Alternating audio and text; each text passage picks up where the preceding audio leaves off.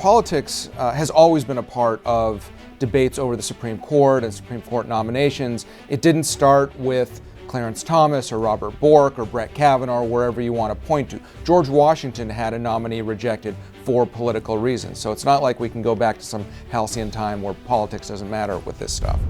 You're watching Restoring America, where we shine a light on the fundamental values of this country and all the reasons why they're worth saving. This week, we're going to talk about the one branch of government the left can't stand, the Supreme Court. I'm Kayla McGee-White, and this is Restoring America. Democrats have made it quite clear in recent years that they'd rather tear down the Supreme Court entirely than abide by the decisions made by the bench's conservative majority. They've hid their radical opposition to the Supreme Court behind the guise of reform, whether that be some sort of court-packing scheme or a binding ethics code. President Joe Biden's recent court reform proposals include a little bit of both. The proposal, released earlier this summer, would place term limits on justices, it would require them to sign a new ethics code, and it would even reverse a recent Supreme Court ruling that found presidents have immunity from criminal prosecution for official acts. This was simply a decision the left didn't like. Some of these reforms might sound reasonable rather than radical, but as my guest today will explain, they're bad policies, made even worse by the fact that they're completely unnecessary. They're also bad politics. Remember, the motivation by Biden and other Democrats isn't to strengthen the Supreme Court through these reforms. It's to bring the Supreme Court to heel. They want the court to stop issuing decisions that challenge the left's agenda. So don't think of Biden's proposal as a package of reforms. Think of it as an intimidation tactic. But before we get to my guest today, make sure to subscribe and hit that like button. And for more, head to washingtonexaminer.com. With me today is Ilia Shapiro, the Director of Constitutional Studies at the Manhattan Institute and the author of the forthcoming book, Lawless, The Miseducation of America's Elites. Ilia, thanks so much for joining us. You wrote an article for the Washington Examiner magazine recently about President Joe Biden's Supreme Court reform proposals. And you point out that this is not the first time Democrats have thrown a fit about the court when they disagree with some of the decisions. You specifically mentioned FDR's court-packing scheme. And what were the consequences of that, and what can Democrats learn from that this time around? Well, even beyond FDR's court-packing scheme, which I'll get to in a moment, politics has always been a part of debates over the Supreme Court and Supreme Court nominations. It didn't start with Clarence Thomas or Robert Bork or Brett Kavanaugh or wherever you want to point to. George Washington had a nominee rejected for political reasons. So it's not like we can go back to some halcyon time where politics doesn't matter with this stuff. But that's what gets us to FDR and then to now. FDR was frustrated that the old men of the court at the time were thwarting his New Deal programs. So he proposed to add a number, he was disingenuous, he said, to help them do their work, because they couldn't do their work, which would give him a majority. That was roundly rejected in Congress. His own vice president campaigned against it. A couple of justices came out publicly against it, and in that year's midterm election in 38, the Democrats lost more than 80 seats in the House and 8 in the Senate. Fast forward to the modern day, and in the last Democratic primary in 2020, of course we didn't really have a primary this year, but in 2020, Joe Biden and Bernie Sanders were the only two Democrats running who did not go in for court packing. And Sanders, I'm not going to do the accent, but he said, look, if we do this, then the Republicans will do it, and we'll go tit for tat. In 50 years, we're going to have 87 justices. It's no good.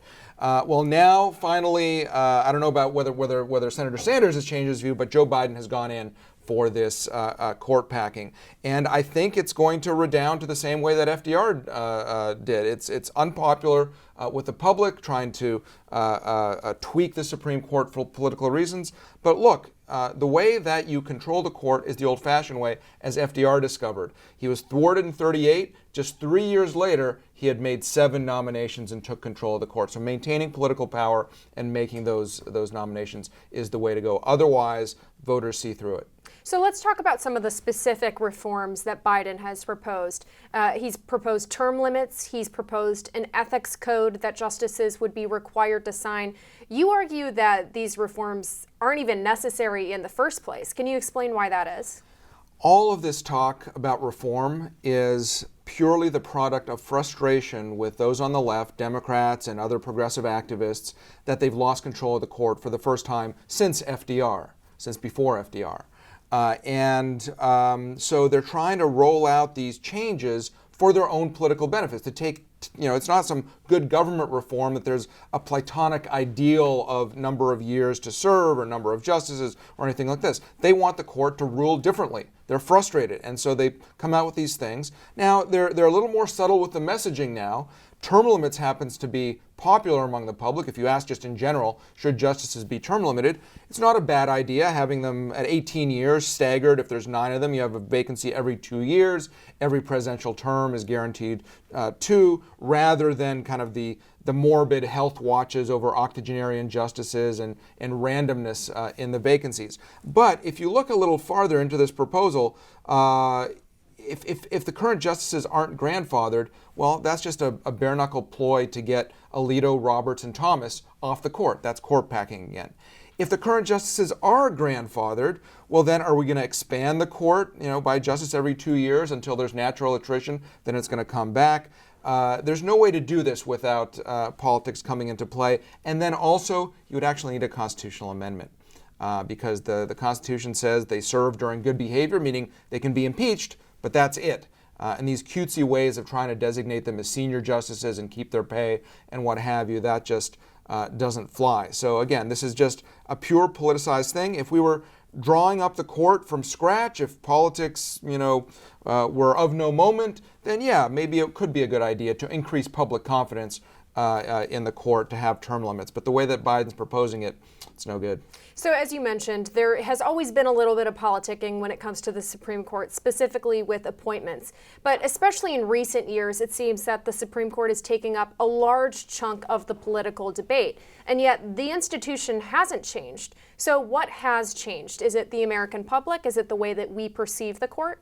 I'm glad you asked that, Kaylee, because what has changed, as you said, is not the involvement of politics.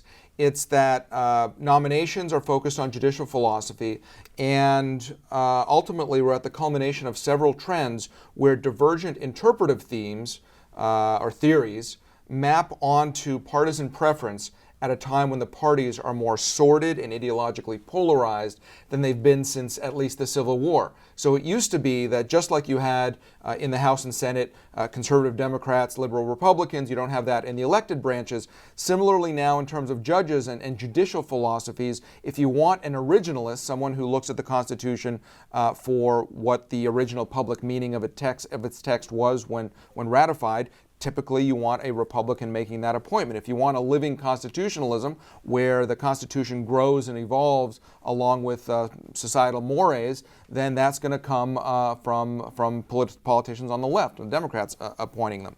And because the court is called upon to resolve more and more of the political disputes in American public life, you're going to have these zero-sum games. But that's not just because the court's not, reaching out to resolve these disputes. It's in part because Congress is declining to pass laws on big controversies, and so they're thrown into the executive branch administrative agencies, the bureaucracy, which then makes decisions that people don't like and they sue, and that ends up in the court. That's why you have more protests in front of the Supreme Court than across the street at Congress, which is a bizarre dynamic. You'd think that we'd be protesting where we're supposed to fight out our clashes of values or policy views. And then also the federal government has grown. All branches of it have grown, and so swamping traditional state powers and local governments.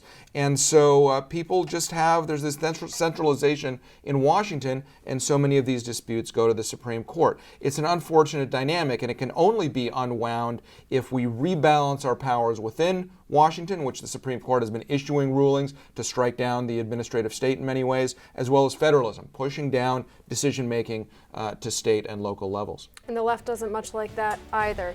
But thank you so much, Ilia, for this great conversation. And for more breaking news, exclusive interviews, and conservative views, be sure to check out washingtonexaminer.com.